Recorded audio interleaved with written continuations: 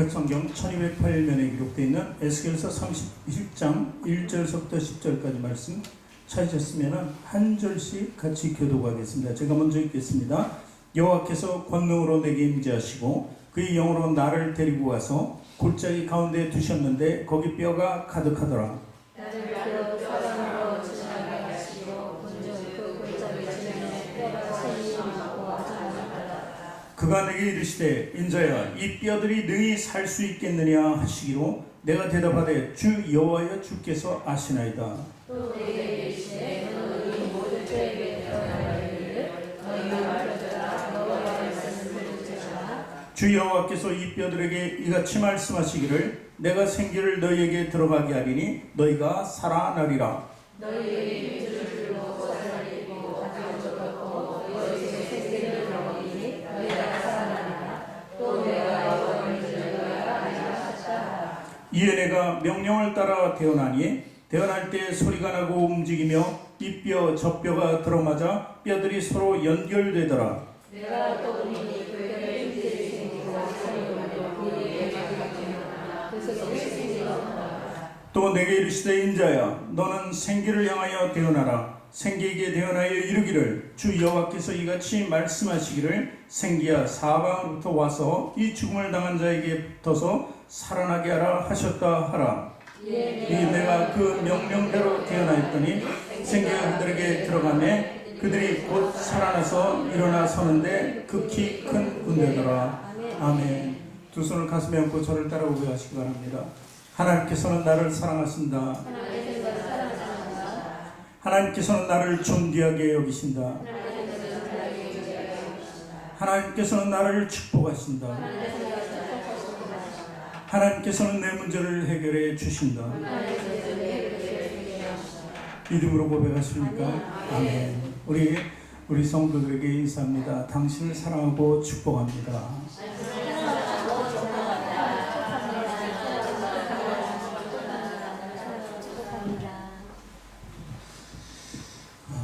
네, 여러분 한 분 한 분을 아주 소중하게 여기고 사랑하고 늘 축복하기를 원합니다. 어느 날 날짐승과 들짐승이 전쟁을 선포하고 서로 싸우게 됐습니다. 날짐승이란 새 종류를 얘기하고 들짐승은 아래의 땅에 사는 짐승들을 얘기합니다.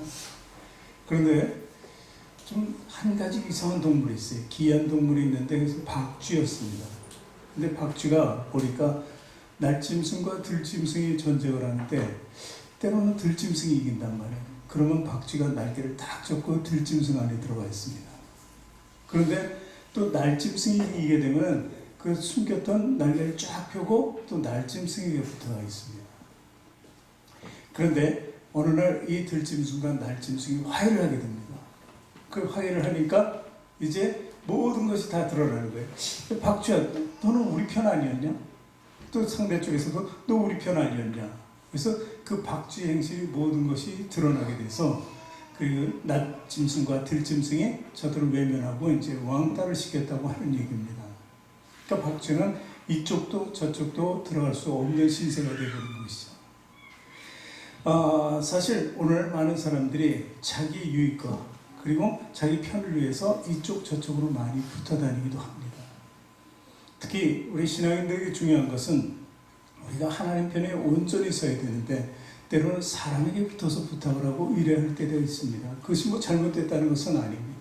근데 너무 거기에 매달린다는 것이죠. 그리고 또한 세상 속에 의지합니다. 세상 속에 의지한다는 것은 하나님의 시간을 보다는 세상적인 시간, 내가 그 시간을 귀하게 내 나름대로 쓰겠다고 하는 생각이라고 볼 수 있습니다. 이것이 바로 자기 유익과 판단에 따라서 편에 따라서 움직이는 신앙인이 될 수 있어요. 그렇다면 그것은 박쥐처럼 이것도 저것도 안 될 수밖에 없다는 것을 의미합니다. 오늘 말씀의 배경은 이렇습니다. 당시 이스라엘은 북이스라엘과 남유다로 이렇게 두 개로 갈라져 있습니다. 우리가 이제 이스라엘 그러면 이제 귀에 익혀서 압니다. 야곱의 새 이름이 이스라엘이고 지금 중동 지방에 현존하고 있는 나라가 이스라엘입니다. 근데 유다는 뭐냐? 그 유다라는 나라를 통해서 유대인 이런 말이 나온 것입니다. 그래서 유대인, 이스라엘 똑같은 의미로 부여됩니다. 잠깐 동안 분열된 나라를 만들었고 분열된 두 나라가 결국에는 멸망당하게 되죠. 그래서 이스라엘은 이미 멸망당하고 그리고 유대가 조금 멸망의 시기에 있을 때 유대는 결국 자기네가 살기 위해서 너무 약한 국가가 됐어요. 전에는 하나님을 의지하면서 다윗과 솔로몬에서 아주 강력한 주권 국가였었는데 그 이후로 하나님을 떠난 왕들과 백성들이 결국 침체되게 됩니다. 그래서 결국 북이스라엘은 아수르에게 멸망당하고 남에 있던 남쪽 유다는 주위에 보니까 다 적들이에요. 북에는 아수르, 동에는 바벨론, 그리고 남쪽에 보니까 애굽이라는 아주 강한 국가들이 이렇게 형성되어 있는 그 사이에 껴있게 됩니다. 그러니까 때로는 살기 위해서 박쥐처럼 야 우리가 아수르가 저기 세니까 아수르에 붙을까? 때로는 애굽이 강한 것 같으니까 애굽에 붙을까? 바벨론에 붙을까? 이렇게 고민을 합니다. 이것들이 그때 당시의 왕과 귀족들, 신하들의 모습이었습니다. 그러니까 올바른 정체성이 없고 여기 붙을까 저기 붙을까 그것만 생각했던 것이 바로 이 시대의 배경과 직접적인 관계가 있습니다. 결국 애굽의 편을 들기도 했죠. 그러다가 바벨론에 의해서 완전히 침략당하고 나라가 없어지는 수고를 겪게 됩니다. 그리고 이제 포로기에 들어가요. 모두가 이제 포로가 되고 노예가 되는 것입니다. 왕이 노예로 잡혀갑니다.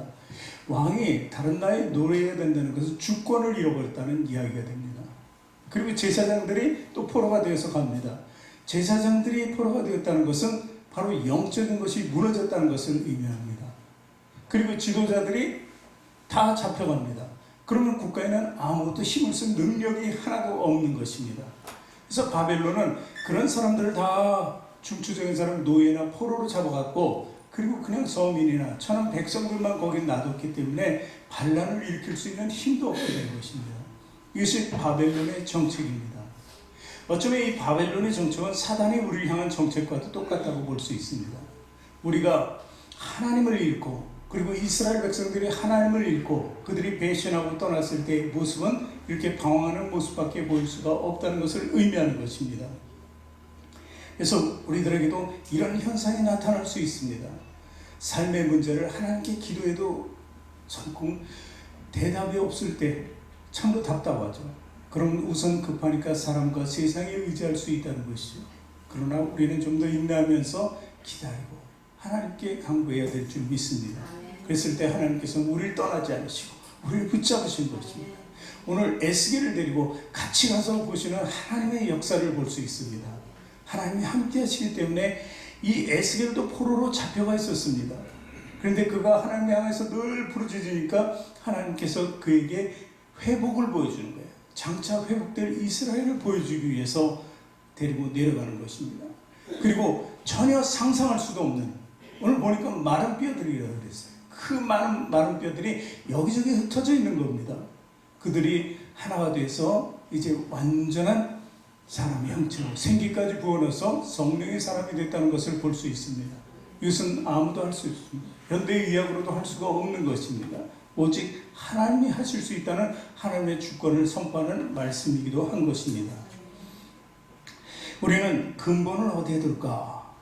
거기에 대해서 오직 한 가지 생각만 해요. 하나님께 두자는 거죠. 하나님께.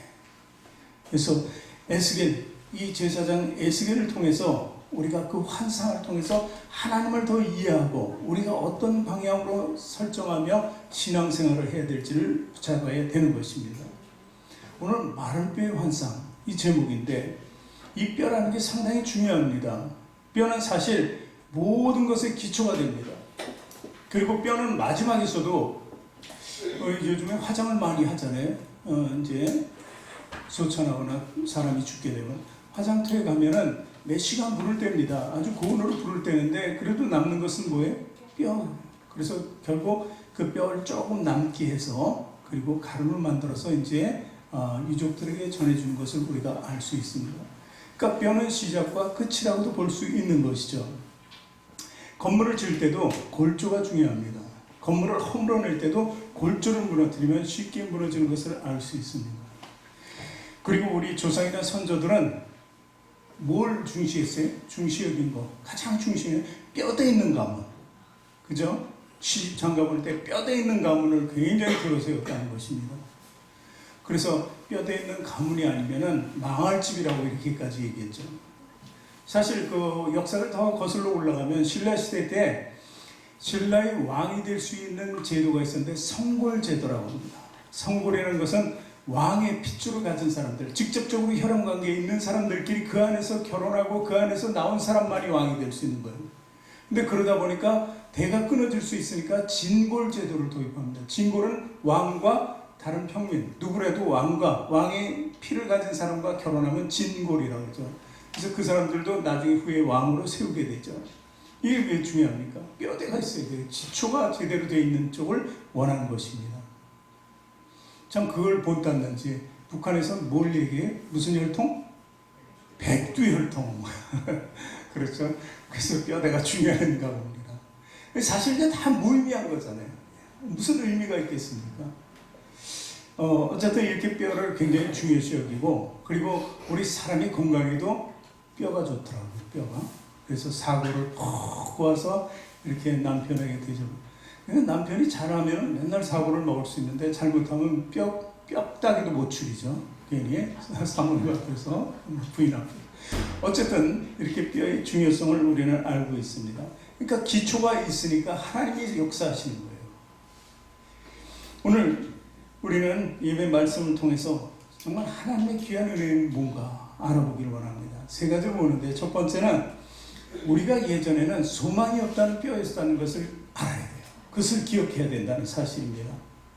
1절 말씀 한번 다시 봅니다. 1절 말씀 같이 읽을까요? 여호와께서 권능으로 내게 임재하시고 그의 영으로 나를 데려와서 골짜기 가운데 두셨는데 거기 뭐가 가득하다? 뼈가 가득하다. 이 쓸모없는 거죠. 뼈만 있으니까. 그리고 쭉 읽어나가면 뼈가 많고 여기저기 흩어져 있고 말랐더라 이런 표현이 있습니다. 그러니까 아주 쓸모없는 겁니다. 전혀 쓸 수가 없는 그런 뼈들의 상태를 보는 것입니다. 그것이 바로 당시 이스라엘의 모습이었어요. 유대의 모습이었어요. 나라를 잃었습니다. 다 포로로 잡혀갔어요. 쓸만한 사람들. 그 나라에는 정말 아무것도 아닌, 아무것도 모르는 무지한 사람들만 남아있는 것이 바로 이스라엘이었다는 것을 의미합니다. 그런데 그들에게 에스겔을 데리고 그 골짜기에 들여서 이 뼈들이 능히 살겠느냐, 움직일 수 있겠느냐 하는 것입니다. 그 말이 됩니까? 뼈는 뼈일 뿐이지 어떻게 살아서 생명으로 호흡할 수 있겠습니까? 움직일 수가 있겠습니까? 대답은 간단합니다. 그래서 이 말씀을 통해서 그들이 소망이 없다, 이 뼈들은 소망이 없다. 우리도 하나님을 알지 못하면, 믿음이 없으면 우리도 소망이 없는 거잖아요. 믿음은 뭐예요? 소망 가운데 주어지는 게 믿음이에요. 소망이 있으니까 믿어지는 거지. 소망이 없으면 장래에 우리에게 다가올 천국이 없고 우리에게 구원의 은혜가 없으면 어떤 믿음이 있겠습니까? 그러나 이 모든 소망을 이루기 때문에 우리는 철저하게 하나님을 믿고 의지하게 되는 것입니다. 근데 이 뼈라는 것은 소망이 없다는 거예요. 죽었다는 것을 의미합니다. 우리는요, 그래서 하나님과 예수님, 성령님의 소중함을 알아야 돼요. 왜냐하면 죽었고 소망이 없는 게 아니라 살았고 생명이 있고 소망이 있다는 사실입니다. 뼈의 상태를 한번 봅시다. 온전한 몸과 한번 비교해 보는 거예요. 뼈와 영적으로 우리가 판단해 보기를 원해요. 뼈는요, 호흡이 없습니다. 호흡을 할 수가 없죠. 무슨 뼈가 호흡을 하겠어요? 이것은 우리가 가진 특권 중에 하나를 이뤘다는 것이 기도할 수 있다는 거예요. 호흡은 하나님과의 대화입니다. 하나님과 교제. 그 기도를 통해서 우리는 하나님과 함께 있다는 것을 늘 발견할 수 있게 되는 것입니다. 그런데 마른 뼈는 뭐가 없어요? 그럼 호흡이 없다는 것은 기도가 없죠. 때로는 우리가 기도 못할 때도 많이 있습니다. 전혀 없어서는 안 된다는 것이죠. 그래서 기도할 수 있는 사람이 바로 호흡하는 자다, 이렇게 봅니다. 그리고 뼈에는 피가 없습니다. 피가 있을 수가 없죠. 피가 없다는 것은 하나님께 나갈 길이 없다는 거예요. 구약에서는 피의 제사를 드렸어야 돼요. 그래야 죄에서 구원받을 수 있다고 생각했습니다. 지금은요, 우리가 가지고 있는 놀라운 은혜와 능력과 무기는 예수님의 피 아닙니까? 근데 피가 없다는 것은 구원의 능력도 여망도 아주 없다는 것을 얘기합니다. 죄사함도 없어요. 세 번째, 살이 없다는 거예요. 살이 없다는 건 뭐예요? 살과 가죽 이런 것은 뭐예요? 우리 살이 있기 때문에 뚱뚱하다, 날씬하다 이거 볼 수 있어요. 그리고 가죽이 있으니까 아름답고 예쁠 수도 있고 좀 못생길 수도 있고 이렇잖아요. 근데 이런 것을 입히는 거, 사람이 못생겼다고 정말 못생긴 건 아니에요. 그 사람 구조에 맞게 하나님이 만드신 거거든요. 이것은 하나님의 사랑이에요. 하나님의 사랑이 우리에게 살을 입혀주고, 그리고 다치면은 째지거나 상하면 또 고쳐주시잖아요. 그게 하나님의 사랑이라는 거예요. 치유의 하나님은 우리를 사랑으로 치료해 주는 거예요. 그렇기 때문에 이 살이 없다는 것은 하나님의 사랑이 전혀 없다는 것을 의미합니다. 그리고 바짝 마른 것은 얘기했지만 살 소망이 없다. 말라버렸기 때문에. 잘려진 나무가 어떻게 말라버릴 수밖에 없습니다. 말라버리면 저를 다 모아서 어떻게 불사르게. 그리고 좀 더 나가서 오늘 말씀은 없지만 먼지와 더러운 티끌이 묻어있을 수밖에 없다는 것을 얘기합니다. 그들은 더러운 죄에 묻혀 있다는 것입니다. 온통 그 죄에 묻혀 있는 그 모습을 바로 볼 수 있는 것입니다. 그리고 좀 더 나가서 영적으로 보면, 성경적으로 보면 여우에게 농락당했다. 여우라는 것은 사단을 의미합니다. 사단에게 농락을 당했다.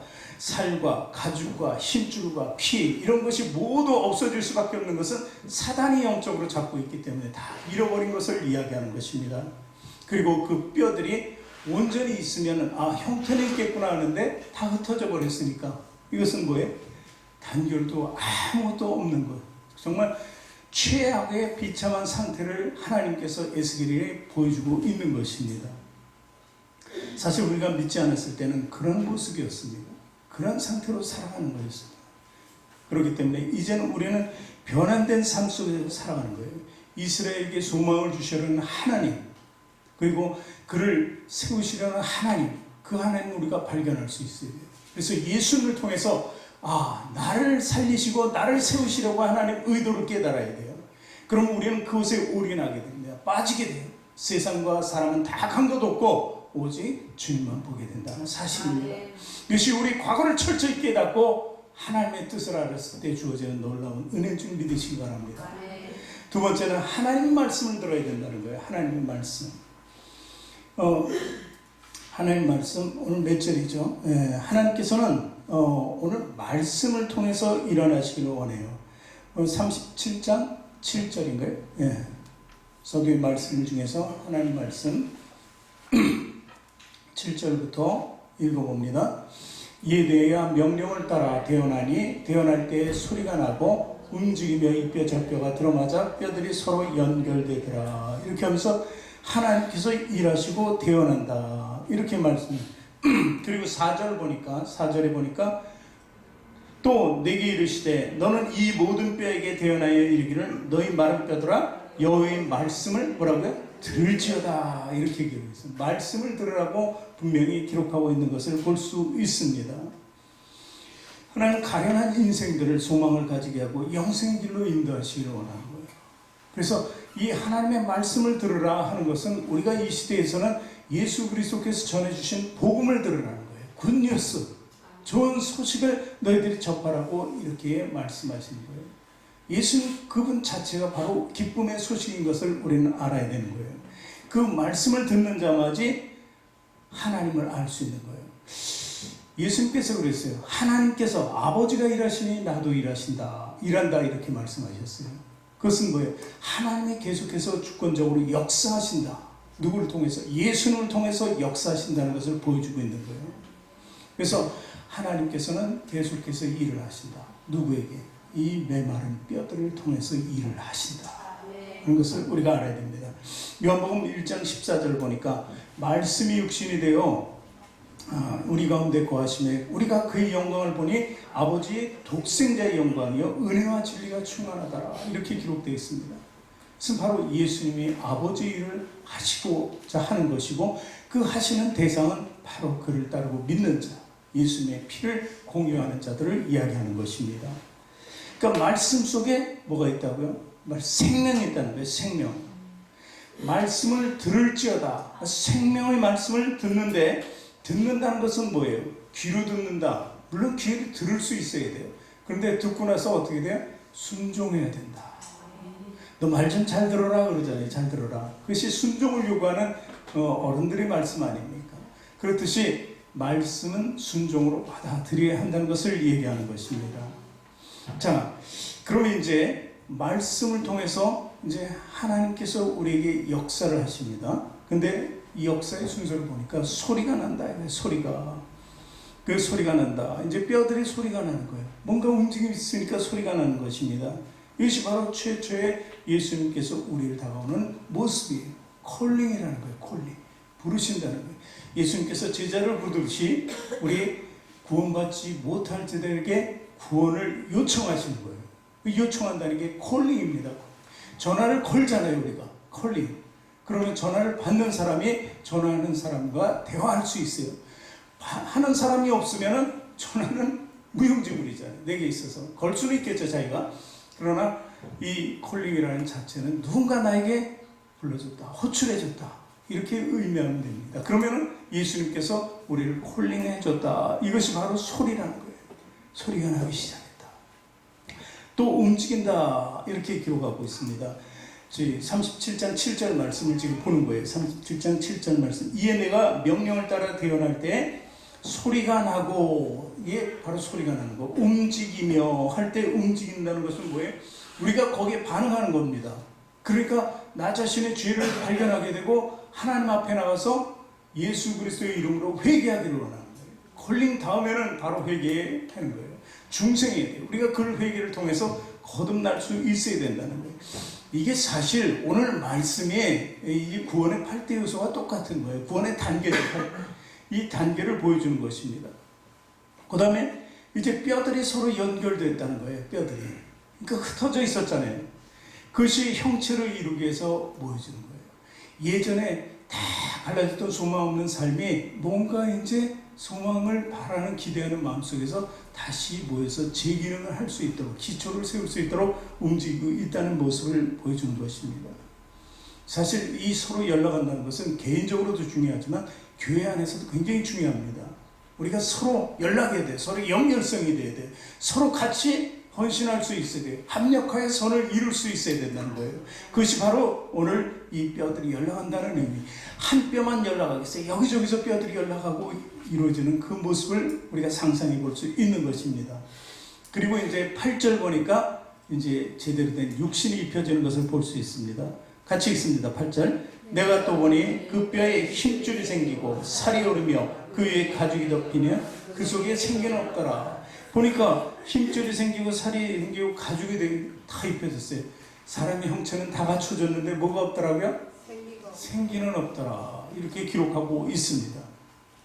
자, 생기는 뒤로 하고, 자, 힘줄이 있어야 된다. 힘줄이. 힘줄은 피도 관련이 되어 있죠. 힘줄이 여기저기 다 퍼져 있어서 우리 몸을 움직이는 것처럼 움직일 수 있는 피가, 혈액이 순환되어야 된다는 것입니다. 인간의 몸에 그 혈관이 얼마나 깁니까? 여기서 여기까지밖에 없는 것 같잖아요. 근데 다 잘라서 연결하면은 시속 70km로 차가 달렸을 때 1시간 동안 달려야 된다 그래요. 그러니까 어마어마한 그 혈관이 우리 안에 내재하고 있다는 사실입니다. 그래서 조금만 어디든 손끝, 발끝 어디를 칼로 찌르면 조금만 베어도 다 피가 나잖아요. 그 피가 혈관 하나가 터진 게 아니라 그 조그만 거에도 무수한 혈관이 터진 거예요. 그렇듯이 힘줄이라는 것은 피와 관련되어 있는 것을 이야기할 수 있습니다. 그래서 이 힘줄이 생긴다는 것은 근력도 생기는 거예요. 능력은 없지만 움직일 수 있는 근력, 활동할 수 있는 근력은 있는 것을 보여주는 것입니다. 그리고 살이 오른다 하는 것은 제가 아까 말씀드렸죠? 뭐라고요? 하나님의 사랑이에요.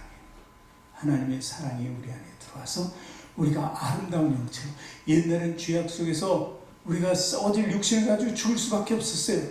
아무리 예쁘게 생긴 사람도 죽으면은 그 모습은 썩어지는, 뭐 생각할 수도 없어요. 미스 코리아가 되든지 아주 굉장히 잘생긴 이병헌이가 되든지 다 죽으면은 어떻게 돼? 썩어져서 누구도 쳐다보지도 않습니다.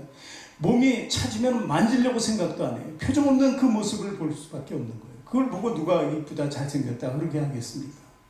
살아서 움직여야죠. 혈액이 움직여야죠. 그리고 따뜻한 온기가 통해야죠. 그리고 그 모습 속에 하나님의 사랑이 가득 찰 때 다른 사람들이 예전에는 죄악된 모습이야. 그런데 바뀌니까 하나님의 형상이 보이는 겁니다. 하나님의 향기가 나는 거예요. 이 모습이 바로 살을 입히는 작업이에요.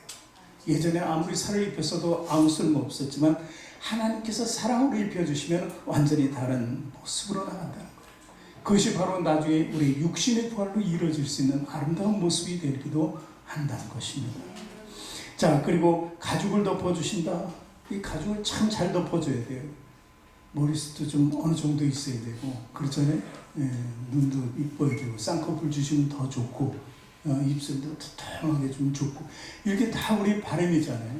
근데 잘 안 돼서, 왜 나는 이렇게 생겼을까 하면서 살아가는 사람도 있는데, 하나님의 작품이에요, 여러분들은. 제가 볼 때는 처음에 첫인상은 서로 모르지만 한두 번 교회 안에서 만나고 사랑이 왔다 갔다 하면 그 모습이 좀 너무 이뻐요. 진짜예요. 다 이뻐요. 그렇잖아요? 그래서 사람들은 호박 같지만 친숙해지면 그 얼굴이 더 정이 가는 거예요. 근데 아주 이쁜데 보면 질리는 거잖아요. 그렇죠? 근데 하나님께서 만든 것은 이렇게 정감 있게 정이 갈 수 있도록 바꿔주신다는 사실입니다. 그러니까 저와 여러분 다 미남 미인이에요. 인정하시죠? 네. 자기만 인정하지 말고 딴 사람도 인정해줘야지. 네. 근데 우리가 입술을 대해서 얘기하는데 언젠가 제가 얘기했는지 몰라요. 여러분 루즈 있잖아요. 루즈가 결정적으로 이쁘게 하잖아요. 그죠? 마지막에 거의 루즈를 바르지 않나요?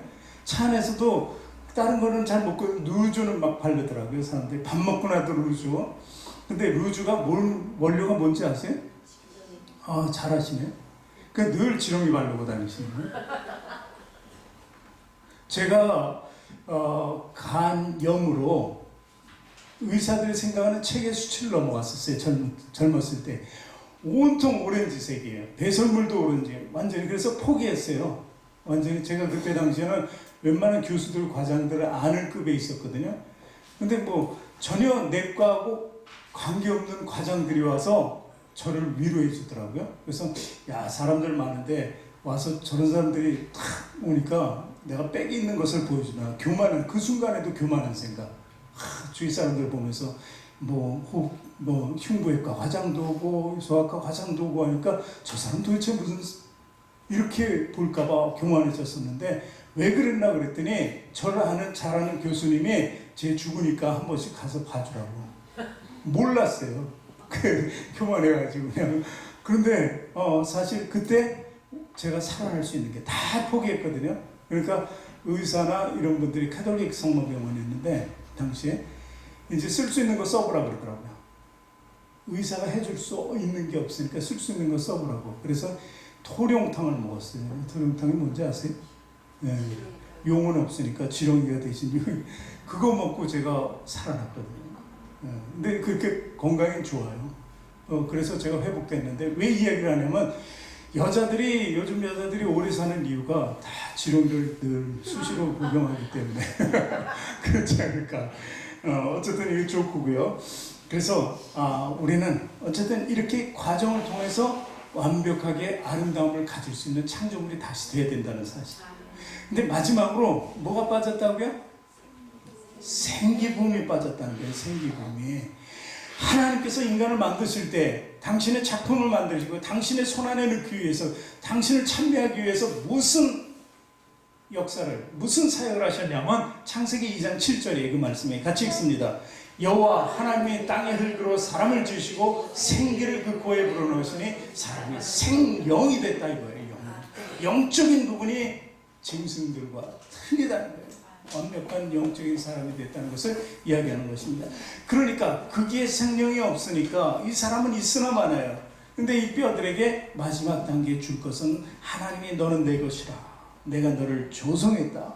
예수님의 피로 샀다. 성령의 인치심을 했다. 이런 모든 것을 완벽하게 하시기 위한 행위가 바로 생명을 다시 부어주는 거예요. 주었는데 다 잃어버렸잖아요. 여호에게 다 뺏겼잖아요. 사단에게 다 뺏겼어요. 그런데 나중에 하나님이 찾아주신 것은 육신을 찾아주는 게 아니고 육신 안에 있는 영을 찾아주는 거예요.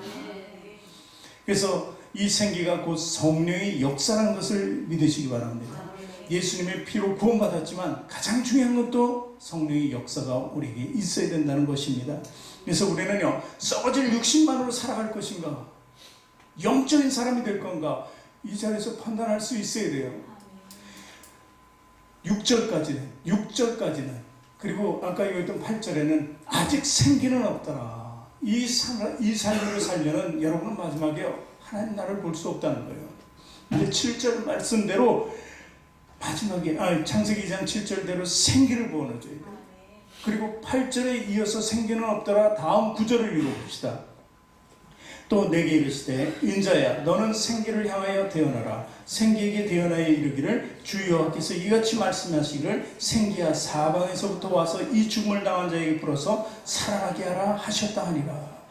자, 인자야 에스게라 뭐라고요? 생기에게 대언하라. 누구에게? 성령님께 강구하라. 성령님이 역사를 강구하라. 그래야만 올바른 생기를 가지고 있는 하나님을 참여하는 백성이 된다나, 그것을 얘기하는 거예요. 그것을 자녀된 도리가 바로 성령의 역사를 항상 입어야 된다는 거예요.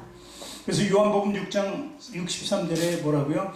살리는 것은 영이니 육은 무익하니라. 내가 너에게 이른 말은 영이요 생명이다. 이렇게 기록하고 있는 거예요. 이것이 바로 예수님의 말씀 아닙니까? 에스겔 선지자가 그 환상의 골짜기에서 많은 뼈들을 봤어요. 근데 하나님 말씀대로 명령대로 행했을 때, 순종하고 그 말씀을 들을지어다 이대로 했을 때 생기에게 마지막에 명령을 준 거예요. 그건 강구한다는 표현이죠. 그랬을 때 37장 10절의 말씀이 이루어지는 거예요. 같이 읽습니다.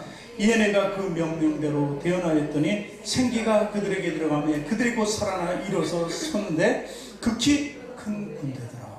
하나님의 군대가 되는 거예요. 이 지난주에 이 말씀 드린 거 알아요? 그래서 제가 이어서 하는 거거든요. 지난주에 말씀이 뭐였죠? 한 절이었는데, 요한 3서 1장 2절이잖아요. 같이 읽어볼까요? 사랑하는 자여 내 영혼이 잘됨 같이 내가 범사에 잘되고 강건하기를 내가 한 거야. 이 말씀이 이루어지기 위해서 지난주에 이 에스겔의 환상에 대해서 마지막에 말씀드렸어요. 다 잊어버리셨겠지만 그래도 저는 또 그 말씀을 가지고 요한 3서 1장 2절을 마무리하고자 하는 거예요. 그래서 영혼이 잘되고 범사가 잘되고 그리고 강건하기를 강구하기를 원한다면 오늘 말씀대로 우리 모든 것이 새로워져요. 다시 하나님의 백성 자녀로 태어나는 탈바꿈이 있어야 된다는 사실을 말씀드리는 거예요. 이제 성령 충만하게 되면, 생기가 들어오게 되면 어떤 결과? 사랑의 힘과 건강의 힘과 재물의 힘과 믿음의 힘, 이런 모든 능력들이 우리에게 들어온 거예요. 그랬을 때 우리는 성공적인 신앙생활을 할 수 있게 되는 거예요. 하나님은 늘 함께 하십니다. 한 번도 나를 포기한 적이 없으세요. 우리가 믿음으로 다가갈 때 하나님께서 우리를 붙들어 주시기를 원합니다. 오늘 우리가 정말 신실한 마음 가지고 하나님께 나가기를 원해요. 그 마음이 저와 여러분에게 동일하게 있어야 돼요. 이 마른 뼈들이 여기 모여 있는 것 같지만 하나님께서 일하시니까 우리 마른 뼈가 아니고 생기는 하나님의 자녀가 돼야 돼요. 온전한 영적인 사람이 되었다는 사실을 우리 스스로 발견할 수 있어야 돼요. 그랬을 때 우리는 하나님의 위대한 축복의 사람이 되는 것입니다. 상속자가 되는 거예요. 유업을 이을 자가 되는 것입니다.